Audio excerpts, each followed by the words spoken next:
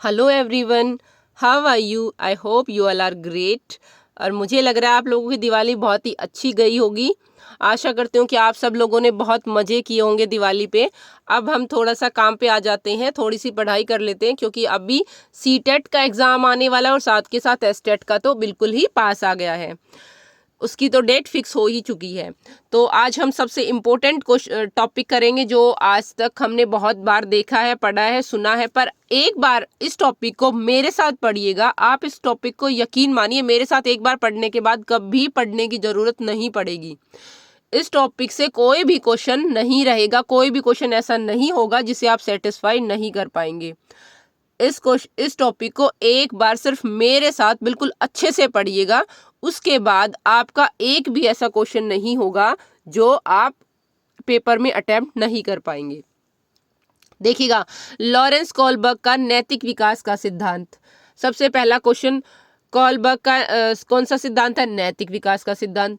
अब बात आ जाती है, सबसे पहले नैतिक विकास का सिद्धांत किसने दिया? प्याजे ने, जो पीछे क्वेश्चन पेपर के अंदर पूछा भी गया। मैंने पीवाईक्यू आपको इसलिए कराए हैं ताकि आप लोगों को एक बार पता लग जाए कि क्वेश्चन कैसे आ रहे हैं और मेरा कंटेंट उनको कैसे सेटिस्फाई कर रहा है। लॉरेंस कोलबर्ग का नैतिक विकास का सिद्धांत। और एक बात सिर्फ छोटी सी, ये कहाँ के थे? ये अमेरिका के मनोवैज्ञानिक थे। कहाँ के मनोवैज्ञानिक थे? ये अमेरिका के मनोवैज्ञानिक थे। अब बात आती है कि लॉरेंस कोलबर्ग ने ये सिद्धांत किस पे किया था, मतलब इनकी सैम्पलिंग क्या थी, ठीक है, जिसपे इन्होंने एक्सपेरिमेंट किया था। इन्होंने एक्सपेरिमेंट जो किया था वो 10 से लेके 16 वर्ष तक के 72 लड़कों पर, 72 लड़कों पर लघु कथाओं के माध्यम से नैतिक द्विधा या मोरल डिलेमा में डालकर उनके नैतिक तर्कण या मोरल रीजनिंग की परीक्षा के माध्यम से इस सिद्धांत का प्रतिपादन किया था। यहाँ पर ये कहना चाह रहा है कि जो लॉरेंस कोलबर्ग थे, उन्होंने क्या किया था, एक 10 से लेके 16 वर्ष तक के 72 लड़के लिए, 72 लड़के लिए, और उनको छोटी छोटी स्टोरियां सुनाई। और छोटी छोटी स्टोरियां सुना के उनसे पूछा, अब बताओ जो इस स्टोरी में नायक है, इसने सही किया या गलत किया?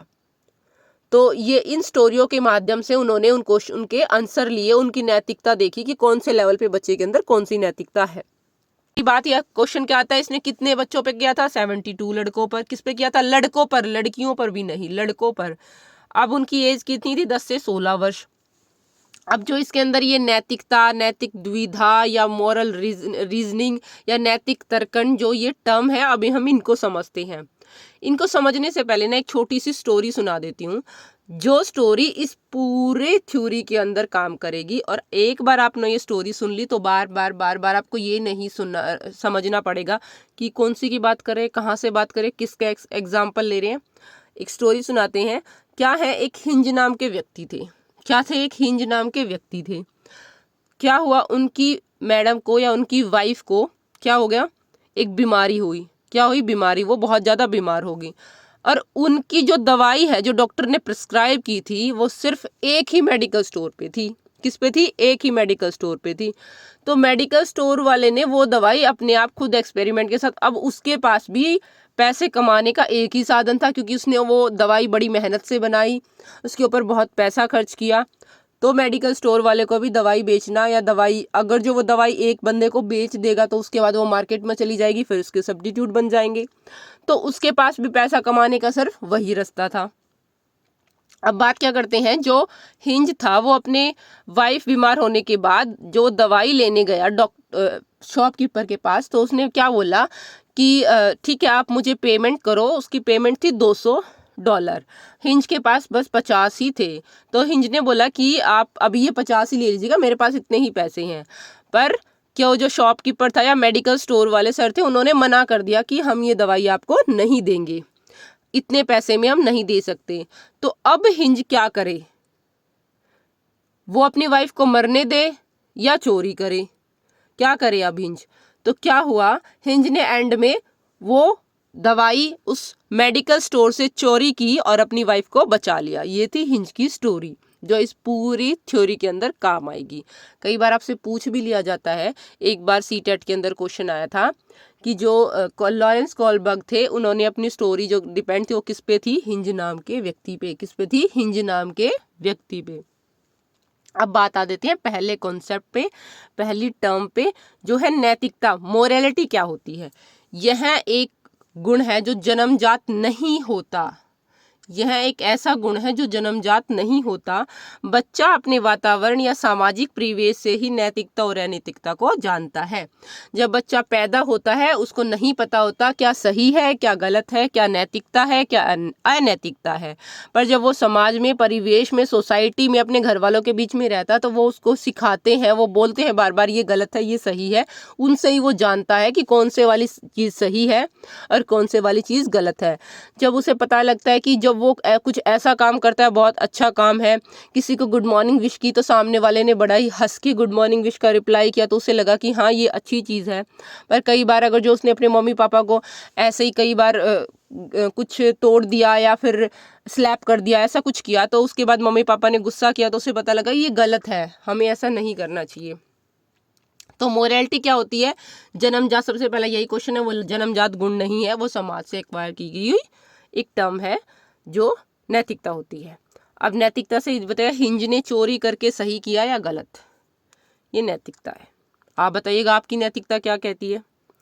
नैतिक द्विधा, मोरल डिलेमा। द्विधा क्या होती है? द्विधा आप सब लोगों को पता है, जब हम टेंशन में होते कहाँ क्या करें क्या ना करें, किसके पास जाएं किसके पास ना जाएं, अभी हम थोड़ी देर सो लें या मार्केट में जाएं, ये द्विधा होती है।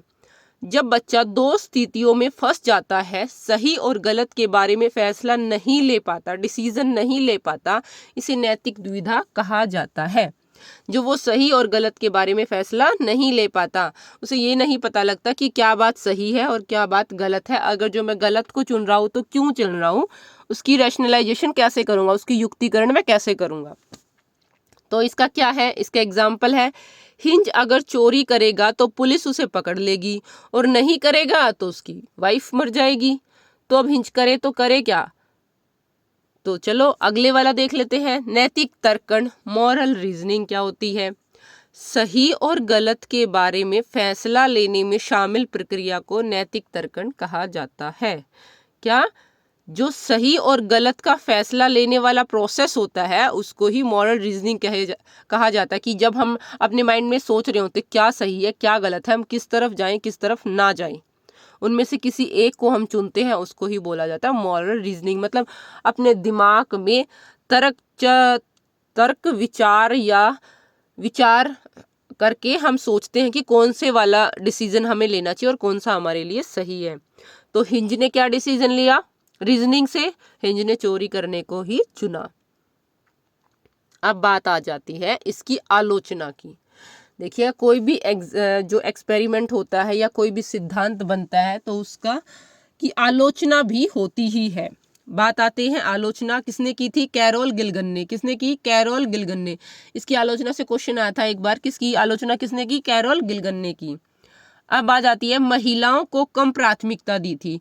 जो ये हमारे एक्सपेरिमेंट है, कैरोल गिलगन का बोलना है कि एक्सपेरिमेंट लड़कों पे किया है, लड़कियों पे बहुत कम किया, उनकी रीजनिंग को नहीं देखा उसने।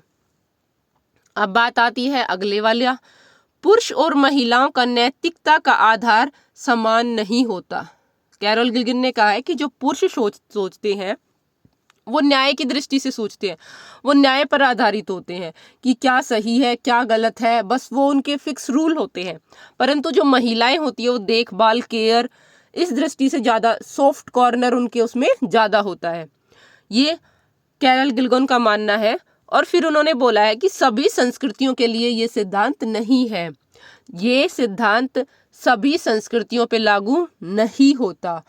किसी के घर का एनवायरनमेंट अलग होता है, किसी के घर का एनवायरनमेंट अलग, मेरे घर का अलग है, आपके घर का एनवायरनमेंट अलग है, या इस देश का एनवायरनमेंट अलग है और जिस देश में एक्सपेरिमेंट किया गया है उस देश के लिए संस्कृति अलग है। तो ये सभी संस्कृतियों पे लागू नहीं किया जा सकता। इनकी आलोचना क्या हुई? सबसे पहली आलोचना की इन्होंने महिलाओं को प्राथमिकता नहीं दी। दूसरी बात उन्होंने बोला कि महिला और पुरुषों के सोचने का आधार जो होता है वो अलग होता है। फिर उसके बाद उन्होंने बोला ये सभी कल्चर को भी इफेक्ट नहीं कर रहा, को भी सेटिस्फाई नहीं कर रहा, ये सिर्फ एक ही कल्चर को सेटिस्फाई कर रहा है। तो आलोचना तक मेरे ख्याल से आप लोगों को बात समझ में आ गई होगी, हिंज की स्टोरी भी समझ में आ गई होगी। जितनी अब तक यहाँ पे से क्वेश्चन आए हुए थे वो सब क्वेश्चन मैंने आपको बता दिए हैं। अब जो क्वेश्चन आते हैं वो इनके लेवल से आते हैं। किन से आते हैं? इनके लेवल से क्वेश्चन आते हैं और वही मोस्ट इंपॉर्टेंट होते हैं। अब बात करते हैं इस सिद्धांत के मुख्यतः 3 स्तर और 6 अवस्थाएं हैं। इस सिद्धांत के क्या है, 3 लेवल हैं और 6 स्टेजेस हैं। कितने लेवल हैं, 3 लेवल है और 6 स्टेजेस है, जिनका फिक्स कर्म होता है, निश्चित कर्म होता है। क्या होता है, फिक्स सीक्वेंस या निश्चित कर्म होता है। ऐसा नहीं है कि पहले आप एक लेवल पे चले गए और उसके बाद तीसरे लेवल पे, बीच में दूसरे वाला लेवल छोड़ दिया, ऐसा नहीं हो सकता। आपको फर्स्ट लेवल से लेके थर्ड लेवल तक स्टेप बाय स्टेप ही जाना होता है। अब बात आती है, सभी व्यक्ति उच्च स्तर तक नहीं पहुंच सकते। लॉरेंस कोलबर्ग ने बोला है कि सभी व्यक्ति समाज में रहने वाले उच्च स्तर तक नहीं जा पाते। मैक्सिमम लोगों की जो रीजनिंग है या उनका तर्कण है, जो उनकी मोरालिटी है, वो सेकंड वाले स्टेज पे ही खत्म हो जाती है। वो सेकंड वाले स्टेज तक ही जा पाते हैं, थर्ड वाले स्टेज तक तो बहुत कम लोग जाते हैं। अब बात आ जाती है इनके लेवल की, किनकी, इनके लेवल की, जहां से भर भर के क्वेश्चन आते हैं। अब चलो देखते हैं। सबसे पहला होता है प्राक रूढ़िगत या पूर्व पारंपरिक स्तर। देखिएगा, इन जो इसके लेवल है ना, मतलब साइकोलॉजी की मैं जितनी भी टर्म बताऊं, आप एक बार प्लीज इंग्लिश में देख लिया करो, क्योंकि जो हिंदी है उनके बहुत सारे पर्यायवाची हैं। हिंदी के बहुत सारे पर्यायवाची हैं जो आपको एग्जाम में कंफ्यूज करेंगे, लेकिन इंग्लिश के फिक्स टर्म है, तो आप प्लीज एक बार इंग्लिश में देख लेंगे तो आपके लिए बेनिफिशियल होगी। प्री कन्वेंशनल या moral reasoning. Pre conventional moral reasoning इसकी पहली स्टेज है, पूर्व पारंपरिक स्तर, जो 4 से लेके 10 वर्ष तक का होता है। कितने से, 4 से लेके 10 वर्ष तक का होता है। इसमें तर्कण दूसरे लोगों के मानकों से निर्धारित होता है। क्या, दूसरे लोगों के मानकों से निर्धारित होता है, अपने खुद के नहीं होते। जो समाज के रूल नियम, समाज के भी नहीं, जो घर वालों के रूल नियम सॉरी दूसरे लोगों के जो नियम होते हैं वहीं तक होता है। मतलब अगर जो पुरस्कार पाना है या दंड से बचना है, ये यहीं तक होता है इनका। और जो इसके अंदर अभिप्रेरणा या व्यवहार होता है वो फिजिकली होता है, मतलब हमें दिखाई देना चाहिए। अभिप्रेरणा बाहरी होती है और व्यवहार भी बाहरी होता है। परिणाम के आधार पर ही हमारे अंदर व्यवहार और अभिप्रेरणा होती है। अगर जो परिणाम अच्छा होगा तो हम मोरालिटी भी अच्छी दिखाएंगे, अच्छे अच्छे काम करेंगे। परिणाम बुरा होगा तो हम मोरालिटी को भूल जाएंगे। तो जो पहले वाला स्तर है उसके अंदर जो पहली स्टेज है उस पे बात करते हैं। तो अब याद हो गया होगा आपको कि पहले वाला प्री कन्वेंशनल मॉरल रीजनिंग 4 से लेके 10 वर्ष तक की, कितनी, 4 से लेके 10 वर्ष तक की अवस्था होती है। कितनी हो, 4 से लेके 10 वर्ष तक की होती है। अब इसके अंदर सबसे पहले की बात कर देते हैं, दंड एवं आज्ञा पालन उन्मुखता या पनिशमेंट एंड ओबीडियंस ओरिएंटेशन। तो इसके अंदर क्या होता है, इस अवस्था में बच्चों में दंड से दूर रहने की अभिप्रेरणा अधिक मजबूत होती है। क्या, दंड से दूर रहने की। देखिएगा, जब छोटे बच्चे होते हैं, जो 4-5 साल के होते हैं, उनके घर में कोई गेस्ट आता है तो वो उनको नमस्ते, गुड मॉर्निंग, गुड इवनिंग, ये सारे जो विश करते हैं या जो भी उनको आदर देते हैं, वो पनिशमेंट से बचने के लिए देते हैं। क्या, पनिशमेंट से, क्योंकि उन्हें पता है कि जैसे ही अगर जो आप लोगों ने अच्छा व्यवहार नहीं किया तो ये जैसे ही जाएंगे मम्मी पापा फिर बहुत गुस्सा करेंगे। क्या करेंगे, मम्मी पापा बहुत गुस्सा करेंगे। तो ये जो भी काम होते हैं इस अवस्था के अंदर बच्चा दंड से दूर रहने के लिए करता है। ये क्या करता है, दंड से दूर रहने के लिए। तो जब इस वर्ष के बच्चों को ये स्टोरी सुनाई तो उन्होंने क्या तर्क दिया, देखिएगा। हिंज को चोरी नहीं करनी चाहिए थी क्योंकि ऐसा करने से उसे सजा मिलेगी। क्या है, जो 4 से लेकर 10 वर्ष तक के बच्चों तक जब कोहलबर्ग ने ये स्टोरी सुनाई तो उनका तर्क क्या था, उन्होंने क्या आंसर दिया कि हिंज ने गलत किया या सही किया चोरी करके। तो उन बच्चों ने बोला कि हिंज को ना चोरी नहीं करनी चाहिए थी क्योंकि ऐसा करने से उसको सजा मिलेगी। तो इस क्वेश्चन के अंदर इसका क्या क्वेश्चन बनेगा कि दंड से बचने के लिए बच्चा कौन से वाली अवस्था में काम करता है, दंड से बचने के लिए पहले लेवल की पहली अवस्था, दंड एवं आज्ञा पालन उन्मुखता। ये नाम से ही पता लग रहा है आप लोगों को। अब बात आ जाती है साधन सापेक्षवादी या यांत्रिक अभिमुखता। इस क्वेश्चन को आप, मैं बोल रही हूँ, बहुत बहुत बहुत बार आया हुआ है, बिल्कुल अच्छे से याद करिएगा। जो मैं बता रही हूँ कि सबसे पहला है कि दंड से बचने के लिए बच्चा क्या कर रहा है, दंड से बचने के लिए। लेकिन दूसरे वाली जो स्टेज है उसके अंदर बच्चा थोड़ा इंस्ट्रूमेंटल हो जाता है। वो क्या करता है, इस अवस्था में बच्चा पारस्परिक तथा शेयरिंग अपने स्वार्थ पूर्ति के लिए दिखाता है। किसी के साथ शेयरिंग करना या रेसिप्रोसिटी करना, किसी को मतलब ये करना कि हाँ भाई अच्छा घनिष्ठ संबंध दिखाना, ये सब वो अपने स्वार्थ के लिए करता है। क्या करता है, स्वार्थ के लिए। क्यों? क्योंकि अगर जो वो आने वाले जो हमारे घर गेस्ट होंगे वो उनको अच्छे से विश करेगा तो सामने वाले उन्हें चॉकलेट देंगे, ठीक है, या उनको टॉफ़ी दिलाएंगे। या घर में कई बार ऐसा होता है कि छोटे बच्चे होते हैं और बाहर से कोई रिलेटिव आता है, मामा बुआ चाचा जो भी आता है, वो अच्छे से बिल्कुल बहुत अच्छे से विश करते हैं या बोलते हैं कोई पोएम सुनाओ, वो उनको पोएम सुनाते हैं तो उसको बोलते हैं वेरी गुड, चलो आज आपको मैं चॉकलेट दिला के लाता हूँ या बाहर पिज़्ज़ा खिलाने लेके चलता हूँ। तो ये सब जो चीज़ें होती है ये फर्स्ट लेवल की सेकेंड स्टेज के अंदर होती है। इसके जो टैग वर्ड है और जहाँ से मैक्सिमम क्वेश्चन पूछे गए हैं, सबसे पहला है टिट फॉर टैट कौन सी अवस्था में होता है, फर्स्ट स्टेज की सेकंड अवस्था के अंदर। फर्स्ट स्टेज की सेकंड, पूर्व पारंपरिकता की सेकंड वाली अवस्था के अंदर ये चीज़ होती है। अदला बदली, जैसे को तैसा, मतलब अगर जो किसी ने, इसमें ये नहीं है बस प्यारा प्यारा बना रहा हो। कई बार ऐसा होता है कि किसी बच्चे की, दूसरे बच्चे ने पेंसिल छीलनी तो वो भी उसकी पेंसिल छील लेगा। किसी बच्चे ने एक बच्चे का लंच खा लिया तो वो उसका लंच निकाल के खा जाएगा। या उसने उसका बैग बेंच से नीचे गिरा दिया तो दूसरे वाला बच्चा जब तक वो उसका बैग नीचे ना गिराएगा जब तक उसको सेटिस्फेक्शन नहीं मिलेगी। मतलब अदला बदली, जैसा तुझे मुझे दिया वापस मैं तुझे वैसा ही दूंगा। तो इस एज के बच्चों से इसके अंदर ध्यान रखिएगा जो क्वेश्चन आ सकता है वो स्वार्थ पूर्ति या अपने आप का स्वार्थ देखने के लिए टिट फॉर टैट, अदला बदली, जैसे तैसे वाले जो वर्ड होते हैं वो इस वाले क्वेश्चन के अंदर आते हैं।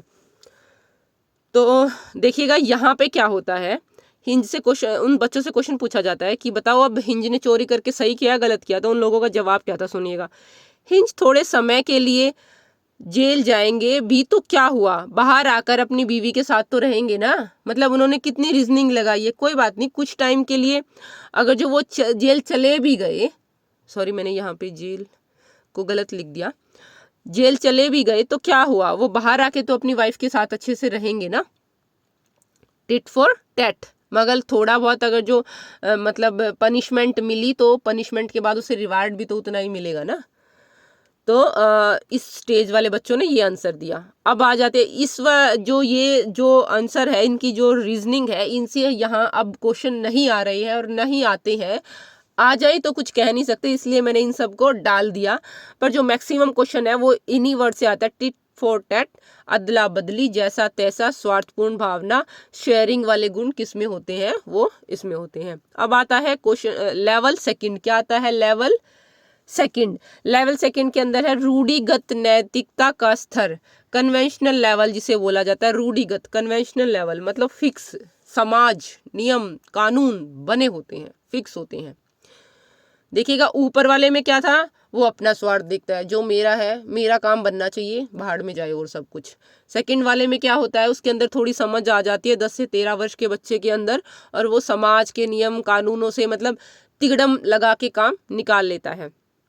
यहाँ बच्चा दूसरों के मान को, स्टैंडर्ड्स को, समाज को अपने अंदर समावेशित कर लेता है तथा समाज के अनुसार सही और गलत का निर्णय करता है। मतलब जो समाज कह रहा है वो सही है और जो समाज कह रहा है गलत है। समाज के नियम जो हैं वो फिक्स हैं। इसके अंदर जो फर्स्ट वाली स्टेज आती है, मतलब या थर्ड आती है या सी आती है, वो कौन सी है, लेवल 2 स्टेज 3, उत्तम लड़का अच्छा लड़की की उन्मुखता या good boy nice girl orientation. इसके अंदर बच्चा क्या करता है, देखिएगा, वो मम्मी पापा की नज़र में अच्छा बनने के लिए क्या करता है, मैंने इसके कीवर्ड दे रखे, शिकायत करता है। कई बार ऐसा होता है, आपने देखा होगा, सेम एज के बच्चे घर में होते हैं, मामा उसने ना दूध गिरा दिया, मैंने तो नहीं गिराया, मैं तो बहुत अच्छी हूँ। ओके, मामा उसने पौधे को तोड़ दिया, मैं तो बहुत अच्छी हूँ, मैंने तो नहीं गिराया। मामा मैं नहीं गिराती ना दूध। किसी की हेल्प करेंगे तो वो बोलेंगे देखो मामा मैंने उसको ना उसके शूज़ ला के दे दिए, देखो मैं कितनी अच्छी लड़की हूँ ना।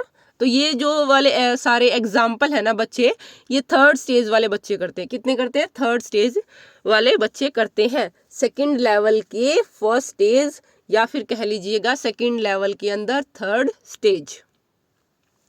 इसके अंदर क्या होता है, इस अवस्था में बच्चा अपने आप को अच्छा कहलाने के लिए, प्रशंसा पाने के लिए या अप्रूवल या अनुमोदन लेने के लिए नियमों को मानता है। इसे गोल्डन रूल भी कहा जाता है। कई बार क्वेश्चन आ जाए गोल्डन रूल किस में होते हैं, गोल्डन रूल किस में होते हैं, वो थर्ड वाली स्टेज के अंदर होते हैं। ये आपको बहुत अच्छे समझ में आ गया होगा क्योंकि इसका एग्जाम्पल बहुत सीधा सा था। अप्रूवल लेने के लिए, अपने आप को अच्छा दिखाने के लिए बच्चे ऐसे, कई बच्चे तो मतलब मैंने देखा है कि 10 साल से ज़्यादा के बच्चे भी 11-12 तक भी बच्चे ऐसे ही चले जाते हैं और वैसे ही शिकायत बोलते हैं ना, यार ये तो बड़ा शिकायत लगाने वाला बच्चा, हर एक चीज़ को लेके मैम के पास पहुंच जाता है, तो उसे फिर ना थोड़ा अच्छा नहीं मानते।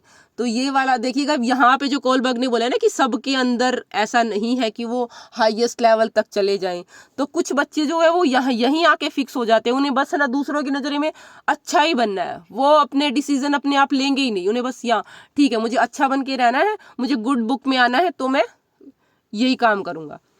तो यहाँ देखिएगा इस एज के बच्चों से जब उसने स्टोरी सुनाई तो उन्होंने क्या जवाब दिया, अगर हिंज चोरी नहीं करता तो उसकी पत्नी उसे अमानवीय या बुरा पति मानती है ना।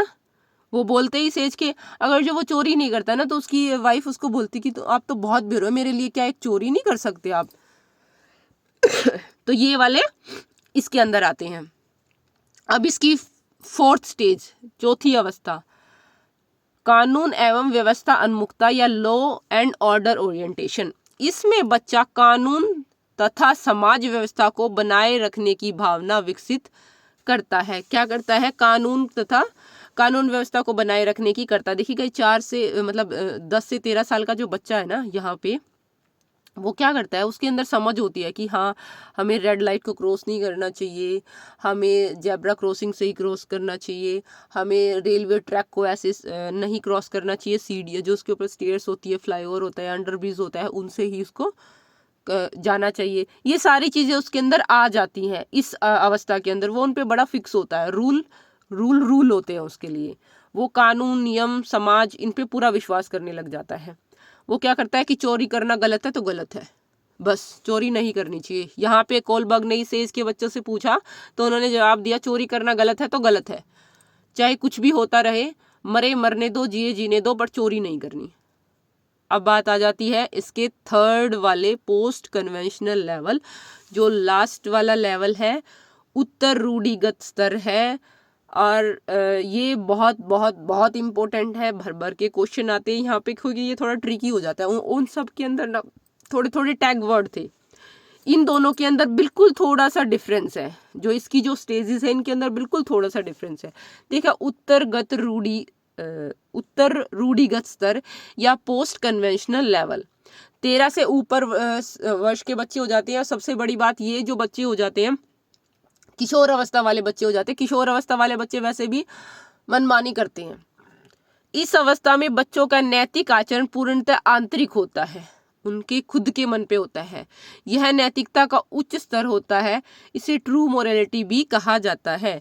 ये देखिएगा, ये जो बच्चे होते हैं ना, ये सब चीज़ें इनके समझ में आ जाती, क्या गलत है क्या सही है, कहाँ पे हमें सही को सही बोलना चाहिए, कहाँ पे हमें गलत को गलत बोलना चाहिए। यहाँ पे बच्चे के अंदर इतनी उसका विकास हो जाता दिमाग का। अब आ जाती है इसकी पहले वाली स्टेज, सामाजिक अनुबंधन उन्मुखता, सोशल कॉन्ट्रैक्ट ओरिएंटेशन।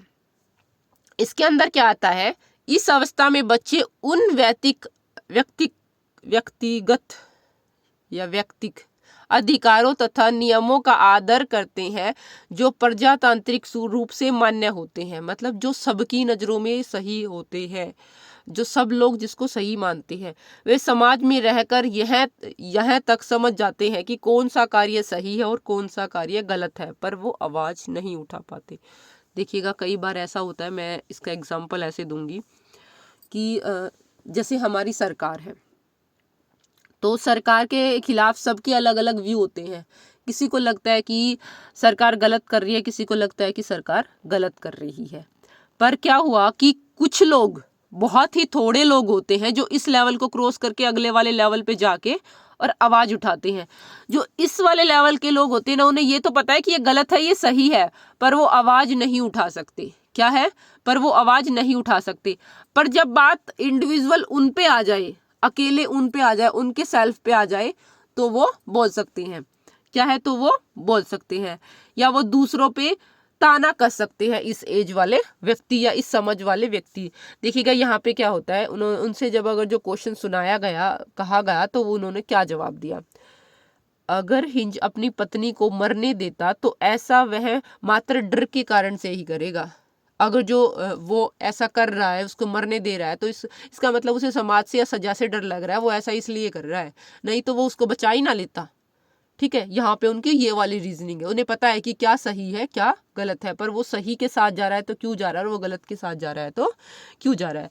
यहाँ पे एक एग्जाम्पल ये भी हो सकता है कि पता है कि रेड लाइट को क्रॉस नहीं करना चाहिए, रेड लाइट को क्रॉस नहीं करना चाहिए, पर एक छोटा बच्चा है जो बाय चांस गलती से उस रेड लाइट वाले एरिया में, मतलब जो वो रेड लाइट जब थी तो वो वहाँ उसको क्रॉस करने लगा, तो जो एक बड़ा व्यक्ति है या एक किशोर अवस्था का बच्चा है, वो बचा के उसको वहाँ से लेके आ सकता है, जब तक बात उसकी जान पे ना आए। फिर अगले वाला क्वेश्चन आ जाता है, सॉरी अगले वाला लास्ट स्टेज आ जाती है, इसमें क्या है, सार्वभौमिक नैतिकता का स्तर, यूनिवर्सल एथिकल प्रिंसिपल ओरिएंटेशन। सार्वभौमिक सबसे उच्च स्तर होता है, यहाँ पे बहुत थोड़े लोग जा पाते, बहुत ही कम लोग जा पाते हैं। यह किशोर दूसरों के विचारों तथा नैतिक प्रबंधन से स्वतंत्र होकर अपनी आंतरिक मानकों के अनुरूप व्यवहार करते हैं। जो उन्हें सही लगता है ये सिर्फ वही व्यवहार करते हैं, इन्हें कोई फर्क नहीं पड़ता समाज क्या कह रहा है, दुनिया क्या कह रही है, रिश्तेदार क्या कह रहे हैं, इन्हें कोई फर्क नहीं पड़ता, इन्हें जो करना होता है वो करेंगे, व्यवहार करते हैं। वह सही तथा गलत को बदलने की क्षमता रखते हैं, दूसरों के लिए जान भी दे सकते हैं। और इसका एग्जाम्पल भगत सिंह है, या जिन्होंने देश के लिए जान दे दी थी। किसके लिए दी थी? देश के लिए। उनको भी पता था कि तू मरने वाला, उनके घर वालों को भी पता था, उनके घर वालों ने समझाया भी होगा कि ऐसा नहीं करना है, ये नहीं करना, पर उन्हें लगा होगा कि नहीं, जो सही है वो सही है। कुछ बहुत थोड़े लोग ही इस लेवल तक जा पाते हैं। अब देखिएगा सार्वभौमिक नैतिकता सिद्धांत का जो लास्ट वाला लेवल है, इसमें एक एग्जाम्पल ये भी लगा सकते हैं कि कई बार ऐसा होता है कि किसी बच्चे को इन केसेस कॉलेज से सस्पेंड कर दिया, तो बच्चे क्या करते हैं, उसको दोबारा लाने के लिए क्या करते हैं, हड़ताल कर देते हैं। तो ये इसी के अंदर की इसी लास्ट वाले, या आपके अंदर कई बार आपसे क्वेश्चन पूछ लिया जाए कि हड़ताल कौन से वाले कोलबर्ग की नैतिकता सिद्धांत के कौन से में आएगा, यूनिवर्सल एथिकल प्रिंसिपल के अंदर आएगी वो वाली चीज। आशा करती हूँ अब आप लोगों को इस टॉपिक से कोई भी क्वेश्चन नहीं बचा होगा, कोई भी ऐसा क्वेश्चन नहीं होगा जो आपको नहीं आता होगा, और अब मे बी आपको दोबारा ये याद भी नहीं करनी पड़ेगी। एक बार ही मैंने इतनी अच्छे समझा दिया, जब पेपर बिल्कुल पास में हो तो इसको 2x में करके देख लेना, बहुत अच्छे से इसकी रिवीजन हो जाएगी और आप इसका कोई भी क्वेश्चन नहीं छोड़ेंगे।